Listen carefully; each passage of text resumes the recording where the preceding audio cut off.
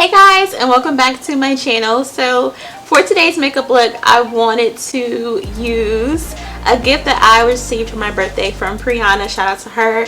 She got me the infamous Crayon case eyeshadow palette. It's something that I've always wanted, and for her to be able to actually get it for my birthday, you guys, I love her for that. Thank you so much, Pri.